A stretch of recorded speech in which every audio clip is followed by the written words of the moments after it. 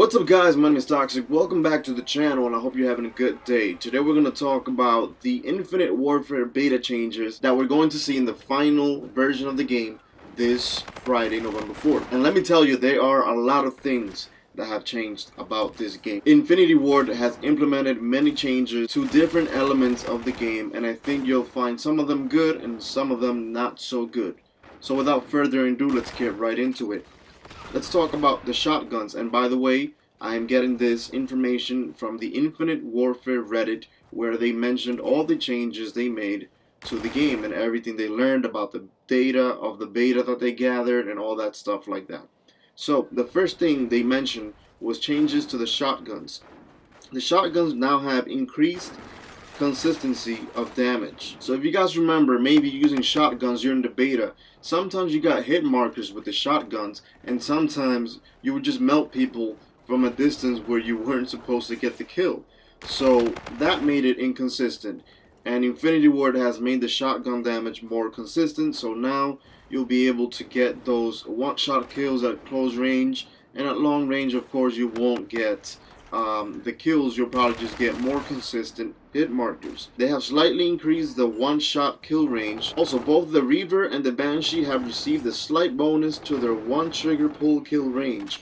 Not sure what that means. They always use tricky terminology when they post these changes, but what I'm guessing this means is that both the Reaver and the Banshee will have extra bonuses when you get one-shot kills with them. That's what I'm guessing. Now, moving on to the snipers, and this is one that is going to have the community a bit divided. You guys know very well that the snipers in the beta were holy crap overpowered. These things, like quickscoping was just going on left and right, trick shotting was going on left and right, and these snipers were just so overpowered at close range that they had to make some changes. So, first change, bullet spread at the hip no longer gets smaller as the player aims down sight. Once the scope reaches the player's eye, the bullet spread goes instantly to 0. So what this means is that the bullet spread, as you're aiming down sights from your hip to the scope, does not decrease. So basically the only time the bullet spread decreases is once you're looking through the scope, which means your close range or long range sniper shots will be inaccurate and spread out until you're actually looking through the scope. So that is going to affect quickscoping a lot, because when you go up to the person and you try to hip fire without scoping in, you're going to miss. It's not going to be a quick scope, a black scope, or a no scope. So you have to aim down the sights completely for the hip fire to go instantly to 0. Next, sniper aim assist was reduced slightly for the KBS longbow and other bolt action snipers. So basically, the KBS longbow had aim assist before you even looked through the scope, and so did other snipers like the Widowmaker. Now that's no longer the case. Now you have to aim through the scope in order to have aim assist. For the ELO and scout optics on the snipers, the idle sway while aiming down sight has been increased, along with the player's view bounce when moving. Because these optics are less zoomed in, the view bounce and the sway are felt less. These changes are to promote more stationary aiming and firing with these optics. Also, the tracking chip optics visual have been improved. We have also reduced the bonus of the quick draw attachment on snipers. I'm guessing that means that the quick draw is not going to be as good as it was in the beta when it comes to snipers. And lastly, an update to the snipers to have more flinch when getting shot. So you're going to flinch more when you get shot, unless you're running marksman, of course. And also we can see here that the quick draw is not going to work as good as it works on assault rifles and SMGs on the sniper rifles. So what a big nerf these snipers have gotten, and the whole sniping system has appeared to have gotten. And I'm pretty sure we're all going to see and feel these changes once the final game comes out. But I guess with all the people complaining about how the snipers were too overpowered, Infinity Ward had no choice but to super nerf the snipers. Moving on, the SMGs. The RPR Evo variant, the Ripper, which is from Ghost, as you guys know, has had a tuning pass to increase recoil given its bonus fire rate. That's basically self-explanatory. The Ripper will have more recoil.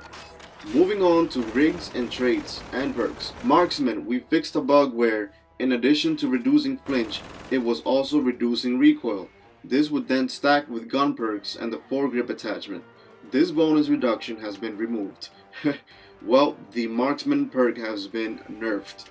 Momentum, fix issues with speed not being retained. Marked target, the temporary red marker on the victim has been toned down. Not really sure what that means, I didn't really test around with those. Health regeneration and spawning. Health regen time has been reduced, so expect to get your health back faster after a gunfight. As with spawns, they said they're still working on refining the spawn system and it will get better as the game continues. Economy, increase salvage gain in mission teams, change currency value in supply drops, increase drop rate of keys in round-based mode.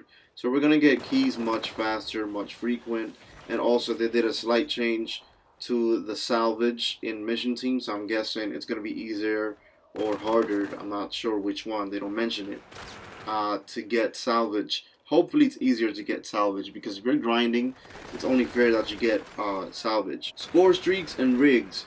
The AP 3X has increased health, bullet damage, and the weapon accuracy up close to help with target acquisition. The RC8 has increased health, increased weapon accuracy to help with target acquisition, slight increase in fire rate, and slight damage increase on splash damage. The Thor has increased speed of tracking rockets, increased damage of both tracking and straight fire rockets. The Bombardment, slight decrease in both time to the initial drop and the time between each subsequent drop. Updated area damage to be consistent inner to outer. Rigs, refining payload balance. So they're trying to balance out the payloads, maybe try to make the earn time slower or something like that. And slight tweaks to gameplay balance across rigs. As for matchmaking, potential player evaluation was too strict. We were doing some very thorough testing of your connection to other players before placing you in a lobby with those players. This turned out to be a bit too thorough and eventually was relaxed, leading to shorter matching times. So we should expect to find a match much quicker now. Also, they're doing a dead lobby cleanup, which is the process that cleans up unused or dead lobby information from the back end, and that was taking too long in the beta. This was causing a number of slowdowns when searching for a match.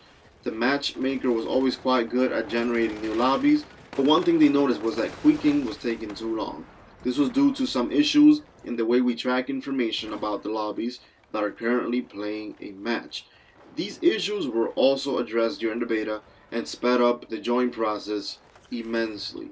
Time to kill and engagement has been getting tweaked. The time to kill should feel better now. You shouldn't feel like you're dying too fast, and you shouldn't have any hit detection doubts as well. And they're also, for lastly, putting dedicated servers so they can increase the overall health of the online matchmaking and multiplayer process in general. So those are the changes, the most important changes that Infinity Ward has mentioned they made to the game from the beta to launch. So we should expect to feel and see these changes when we play the game this Friday. That's gonna be it for today's video. If you enjoyed the video and you found it very informative, hit that like button. Also subscribe if you're new to the channel.